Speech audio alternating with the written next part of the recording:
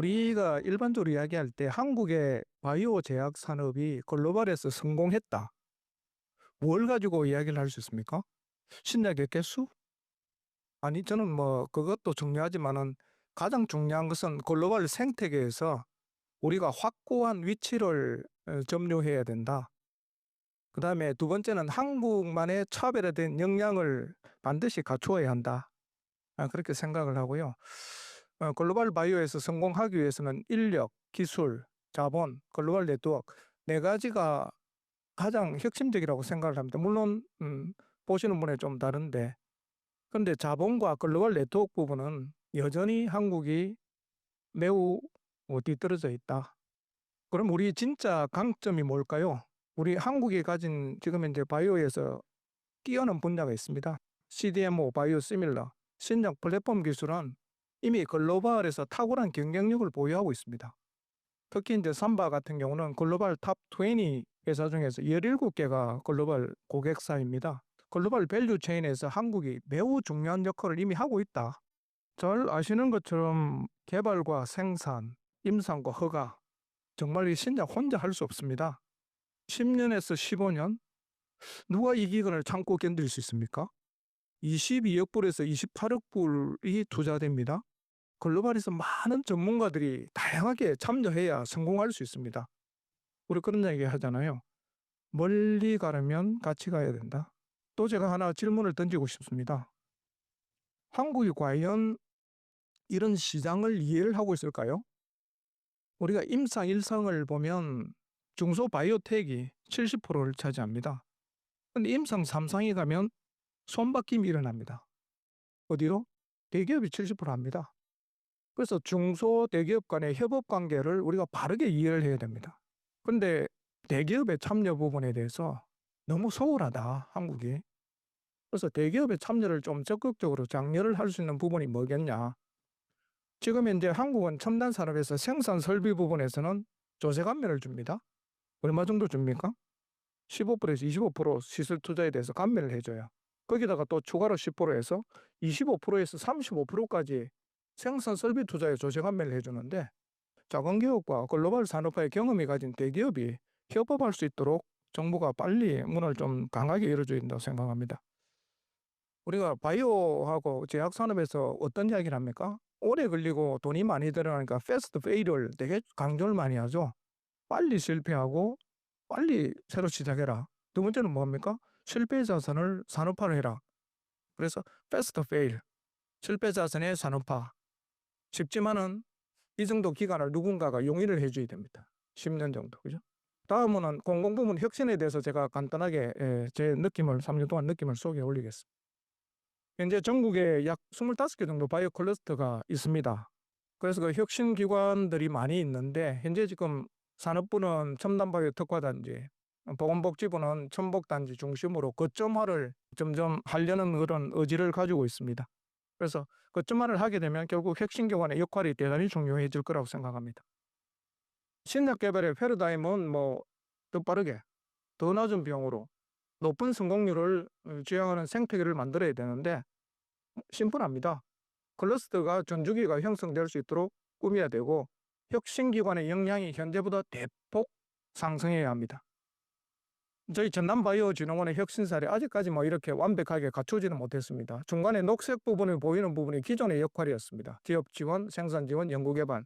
결국 창업과 투자, 컨설팅을 제공할 수 있는 기업 지원 부분, 그 다음에 마케팅, 제품 개발을 해서 시장과 접촉할 수 있는 생산 지원, 그 다음에 글로벌 R&D 기술 사업화를 해낼 수 있는 R&D 연구개발 사업화, 이 부분을 통틀어서 바이오 부문 창업 기업 육성 전문기관, 토탈 솔루션 프로바이더로서의 역할을 확장하고 있습니다.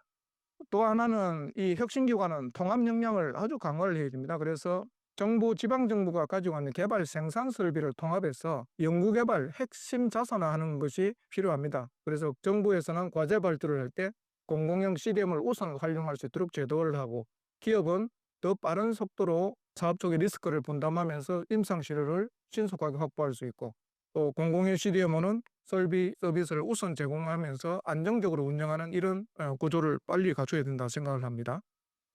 그다음에 혁신기관이 더 중요한 부분은 병원과 협업을 통해서 기업들이 신속하게 임상에 지원할 수 있도록 지원해 주는 부분입니다.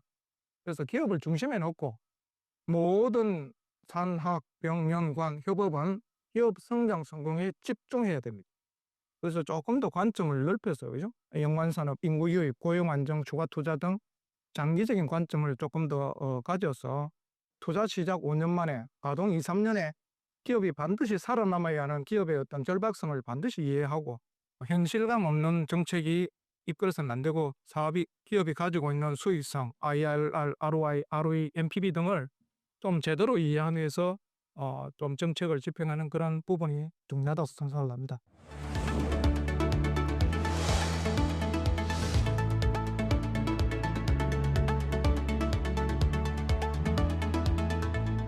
블랙버스트 신약 창출은 반드시 정부의 정책적 지원이 필요하다라는 말씀을 먼저 좀 드리고 싶습니다. 국내개발사 30분 K캡정 관련된 사례를 잠깐 말씀드리겠습니다. K캡정 같은 경우는 작년에 매출액 2천억이 넘었습니다. 국내개발 신약 중에 가장 성공한 신약이라고 평가를 받고 있고요. 현재 55개국에 진출했고요. 그리고 22국의 허가를 받고 19개국에 출시됐습니다. 그래서 28년에는 100개국 출시 목표로 하고 있고 글로벌 매출 1조를 목표로 하고 있습니다. 근데 이것이 단순히 인후엔의 역량으로 가능했을까? 아니라고 생각합니다. 저는 항상 말합니다. 이렇게 KKB이 글로벌에서 새 역사를 쓸 수 있던 거는 정부의 강력한 정책적 지원이 있었기 때문에 가능했다. 이런 말씀을 꼭 드립니다. 2010년 글로벌 진출 국내 개발 신약을 약가 우대하는 규정을 갖다가 정부가 만듭니다. 그리고 2019년도 KKB 약가를 받을 때 한미 FTA 때문에 되게 힘들었습니다. 그때 정부는 균형감 있는 정책 의지와 그 정책을 추진해서 결국은 KKB 약가를 받게 됐고, 그 경쟁력 있는 약가는 추가 임상이나 적응증 확대, 학술 연구로 이어져 가지고 지금 같은 글로벌 진출 성과를 냈습니다. 이 사례가 바로 글로벌 블랙버스트 신약을 창출하기 위해서는 정부의 명확하고 긍정적인 정책 신호가 필수적이라는 것을 보여준다고 생각합니다. 근데 좀 합성의약품 관점에서 보면 아쉬운 점이 있습니다. 합성의약품과 바이오의약품의 균형감 있는 정책적 지원과 관심이 있는가라는 지점입니다. 정부는 제3차 제약 바이오 산업 육성 지원 5개년 종합계획과 25년 9월 K바이오 의약산업 대두약 전략을 통해서 2023년도 글로벌 5대 강구 블록버스터 신약 3개, 그다음 50대 제약사 5개라는 목표를 제시했습니다. 그것을 이루는 데 있어서 기반이 되는 건 의약품 파이프라인입니다. K바이오 의약품 산업 대두약 전략 제도에 의하면은 3,233개, 세계 3위 수준입니다. 그중에 신약 파이프라인은 1,680개입니다. 그리고 그중에 합성의약품은 871개 이상입니다. 그래서 결국 기반은 어느 정도 돼 있다라고 시장에서 평가를 하고 있습니다. 그럼 이제 중요한 건 뭐냐? 결국은 R&D 투자 자금입니다. 현재 정부에서 지원하는 자금은 두 가지로 볼 수 있습니다. 정부가 직접 하는 직접 지원 자금하고 펀드를 통한 자금. 23년 기준으로 R&D 총 투자 금액은 3조 1,947억 원입니다. 이 중에서 정부가 부담한 금액은 5,980억, 23% 정도입니다. 그리고 민간이 2조 5,962억, 77%의 비중을 담당하고 있습니다. 이 말씀을 드리는 이유는 우리나라 신약 개발에 소요되는 대부분의 R&D 자금은 기업이 담당하고 있다는 겁니다. 77%를. 정부의 직접 지원 금액은 기초 연구나 그다음 초기 개발 단계에 집중되어 있다라는 점. 그래서 글로벌 신약 창출을 위한 후기 임상 개발은 부진하고 있다라는 부분에 대해서 좀 아쉬워하고 있습니다. 지속적인 신약 개발을 위해서는 신약 개발 촉진할 수 있는 약가 정책이 정말 필요합니다. 그런 점에서 11월 28일 발표된 약가제도 개편안은 두 가지 관점에서 좀 우려할 점이 있습니다. 대부분 합성의약품 신약 개발의 R&D 자금은 기업이 담당하고 있습니다. 그 기업은 그 R&D 자금을 어디서 만들까요? 결국은 시장에서 만들어내야 됩니다. 그게 글로벌 시장에서 만들지 못한다면 국내 시장에서 만들 수밖에 없습니다. 그런 점에서 본다면은 기술경제 의약품을 40% 인하하게 된다면은 결국은 또 R&D 자금에 대한 깊은 우려를 할 수밖에 없습니다. 정부가 퇴출시키고자 했던 비가격 경쟁만을 하는 제약사들을 오히려 살아남고 오히려 품질 경쟁을 하고자 하는 제약사들이 퇴출하는 부작용이 나타나지 않을까라는 점이 제가 업계에서는 우려하고 있습니다. 그리고 규모를 이룬 제네릭 전문 회사만이 품질 좋은 제네릭을 적정 가격에 시장에 공급할 수 있는데, 이는 규모의 경쟁을 먼저 이루는 정책을 선행을 한 다음에, 아니면 최소한 같이 하더라도 약가부터 먼저 떨어뜨리는 게 아니라 규모를 이룰 수 있는 정책을 먼저 하거나 같이 하는 정책이 딸려와야만이 품질 좋은 의약품을 공급 이슈 없이 시장에 공급할 수 있다라는 것이 제약업계의 생각입니다. 끝으로 글로벌 5대 강국, 신약 강국은 정부와 산업계가 같은 방향을 바라봐야 가능하다는 말씀을 좀 드리고 싶습니다. 그러기 위해서 우리에게 지금 필요한 것은 특히 더 정교하고 균형감 있는 정책 도입이 필요한 것입니다. R&D 투자 자금 및 제조 기반 산업 체력 보존을 갖다 할 수 있는 완급을 조절하는 적정 약가 유지 정책, 국민 건강권과 직결되는 국내 제약 산업 육성 정책과 조화를 이루는 약가 개편 정책, 그리고 10년 후를 준비할 수 있는 예측 가능한 약가 정책이 지금 필요합니다. 선진 신약 강국으로 가기 위해서는 정부와 산업계가 정말 같은 방향을 바라봐야 된다고 생각합니다.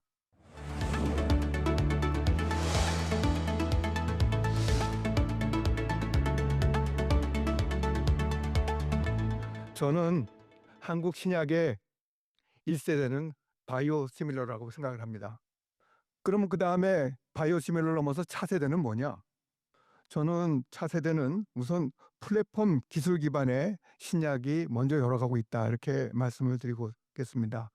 플랫폼 기술이란 하나의 기술로 여러 개의 신약을 만들어낼 수 있는 공통 엔진이라고 생각합니다.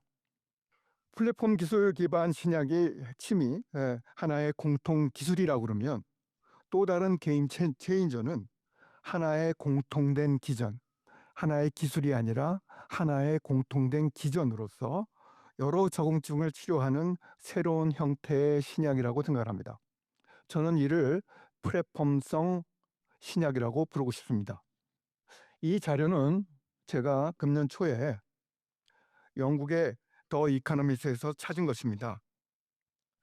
이 기사에서 A 기반 신약 개발 트렌드는 다음 세 가지로 소개하고 있습니다. 먼저 화학 구조물을 설계하는 것입니다. 다음으로는 임상 대조군을 대응하는 데도 사용된다고 합니다. 이것은 적응증별로 환자들의 경과를 AI한테 학습시킨 후 과장 환자군으로 사용하는 것입니다. 만약 이러한 임상 프로토콜이 실제 의약품 승인 행정에 도입된다면 임상의 속도는 매우 빨라질 것입니다. 마지막으로 연구가 입증해야 할 가설을 세우는 데 사용하고 있습니다. 저희는 AI를 새로운 시각을 제공하는 망원경처럼 활용을 합니다. 그러나 망원경으로 새 별을 찾았다면 이 별의 실체를 정밀하게 들여다볼 현미경도 필요합니다. 그리고 이 두 가지가 된다 하더라도 결국은 이것을 이용하는 것은 사람의 호기심입니다. 저희가 이 도구들을 사용을 해서 가장 먼저 파고든 질문은, 왜 도대체 항암제를 반복 투여하면 내성이 생기고 약효가 떨어지는가였습니다. 이 그래프는 저희가 화학 항암제를 개발하면서 실제로 겪었던 비임상 데이터입니다. 보시면은 처음에 투약을 하니까 암의 크기가 줄어들면서 효과를 보였습니다. 그렇지만 이것이 반복을 사용하면서 가면서 암이 오히려 커지는 그런 현상을 발견했었습니다. 그래서 이번에는 저희가 개발한 페네트리움을 자연 발생육으로 유선암을 앓고 있는 반려견에 대해서 페네트리움을 투여해 봤습니다. 그 결과 암세포를 직접 공격하는 독성 물질이 아님에도 불구하고 투여 4일 만에 딱딱해진 암 조직 주변이 부드러워지면서 허물어지는 것을 손으로 확인했습니다. 그리고 엑스레이로 확인한 결과 종양이 완전히 소멸된 것을 봤습니다. 그러면 이게 치료 기준이 무엇이냐 하는 것을 당연히 질문해야 되지 않겠습니까? 이 현상을 해석하기 위해서 저희는 AI를 활용했습니다. 그래서 방대한 이런 기존 데이터들과 비교 분석을 하면서 기전을 찾아본 결과 우리는 환경에 주목하게 되었습니다. 암세포가 생존하기 위해 소위 세포 외 기질, 암의 두꺼운 방어막을 형성을 한다는 사실을 확인했습니다. 그래서 저희는 여기서 질문을 멈추지 않고 계속했습니다. 이게 이러한 현상이 과연 암 외 환경에만 적용되는 것이냐, 다른 저공증에는 안 되는 것이냐 하는 것을 저희가 계속 물어봤습니다. 저희 연구진은 먼저 자체적인 분석과 동물 실험을 진행했고 그 결과를 바탕으로 AI 분석을 했습니다. AI 분석 결과 우리 연구진의 데이터와 정확히 일치했습니다. 암을 둘러싼 딱딱한 기질과 류마티스 관절염의 염증 조직, 그리고 섬유화에 굳어가는 조직들이 기전상 본질적으로 뿌리를 공유하고 있다는 것이었습니다. 그래서 우리는 질병의 이름은 달라도 병의 뿌리는 같다는 가능성을 가지고 추가 연구에 들어갔습니다. 페니트리움은 이 바로 공통된 뿌리, 즉 면역세포와 기질세포들이 서로 에너지를 주고받는 대사적 결탁을 끊어내는 약물이라는 것을 확인했습니다. 이것이 페니트리움이 특정 질환 하나하나가 아니라 암과 자가면역 질환 등 다양한 난치성 질환에 동시에 작용할 수 있는 이유입니다. 저희는 이러한 가설을 류마티스, 다발성 경화증, 건선, 피부에 나는 자가면역증 질환, 또 그 소화기관에 작용하는 크론병 등 다양한 동물 모델에서 똑같은 용량과 용법으로 시험을 해봤습니다. 그 결과 암에서 보았던 기전이 동일하게 작동하여 병리적 환경을 정상화시킨다는 사실을 확인했습니다. 공통 기술을 기반으로 하는 플랫폼 기술 신약, 그리고 난치병의 공통된 뿌리를 해결하는 플랫폼성 신약, 이 두 개를 합쳐서 저는 플랫폼 확장형 신약이라고 부르고 싶습니다. 이 두 가지가 대한민국의 바이오시밀러를 넘는, 즉 창조의 신약 강국으로 가는 핵심 열쇠라고 저는 확신합니다. 중요한 것은 IND, 임상약 승인 제도라고 생각을 합니다. 이미 중국에서 중국 신약 굴기의 핵심이 결국 신속한 임상임을 명확하게 분석 보도하고 있습니다. 그리고 그 창조의 속도를 높이기 위해서는 무엇보다 IND 승인과 같은, 다시 말하면 임상약 승인과 같은 규제 당국의 과감한 지원이 필수적입니다. 바이오시밀러 시대를 여는데 신속한 임상이 결정적인 역할을 했다면 이 창조의 시대에는 신속한 IND 승인이 더욱 결정적일 수 있을 것입니다. 차세대 신약 공부로 가는 길, IND 승인 절차의 가속화임을 다시 한번 강조해서 말씀드리면서 제 말씀을 마치겠습니다.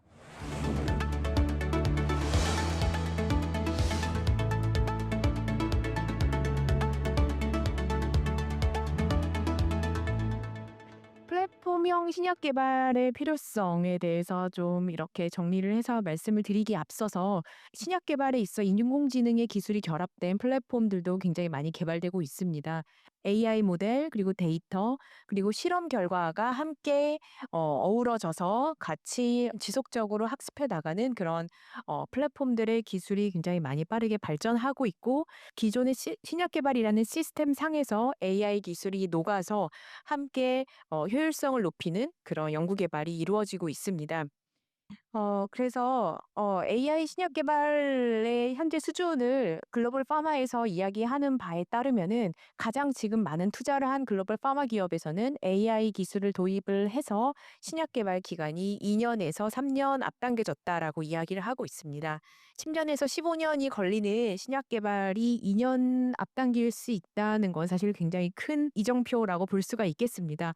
2년이어도 유사 타겟으로 서로 경쟁하면서 개발을 하는 경우가 많고, 또 특허 보호 차원에서도 그 2-3년의 시간이 굉장히 상업적으로 큰 가치를 가지기 때문입니다.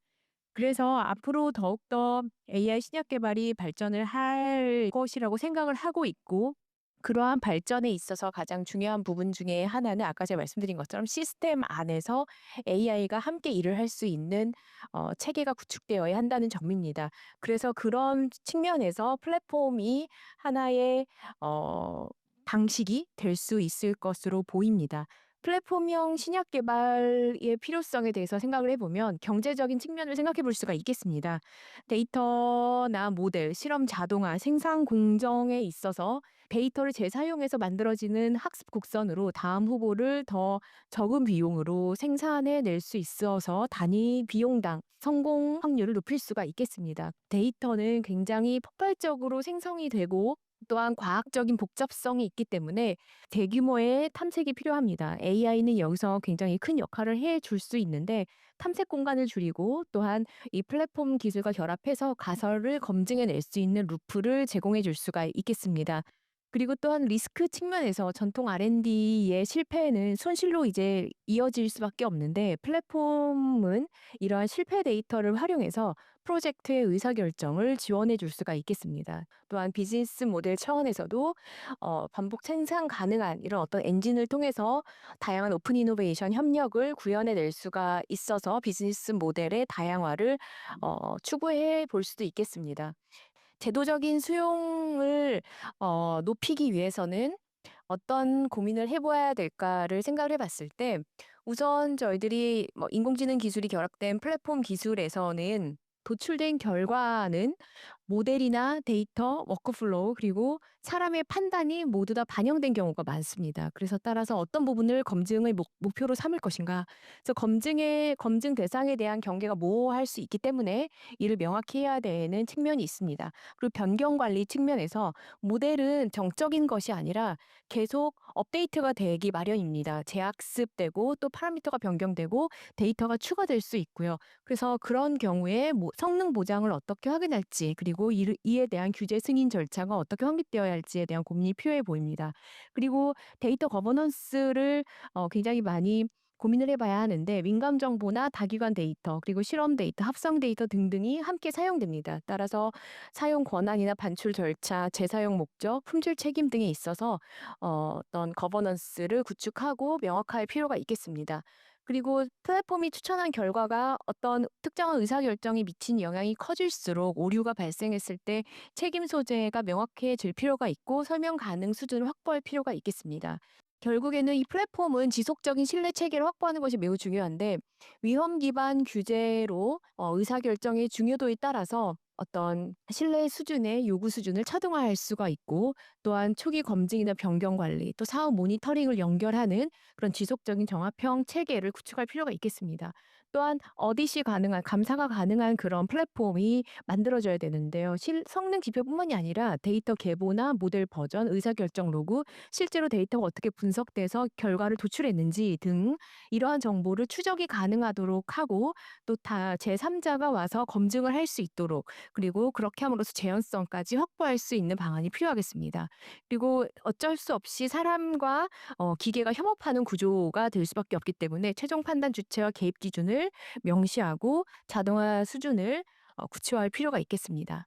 그래서 따라서 플랫폼형 신약 개발은 신뢰 가능한 AI 신약 개발 인프라 구축을 하는 것이 매우 중요하기 때문에 그 구축을 통해서 제도권에서 활용될 수 있도록 해야 되고 또 플랫폼 검증과 변경 관리를 위한 다양한 가이드라인, 데이터 거버넌스 확립, 실증 사업 등을 통한 사례 축적, 그리고 책임과 보안 측면에서의 규범을 명문화하는 것이 매우 필요하다고 하겠습니다.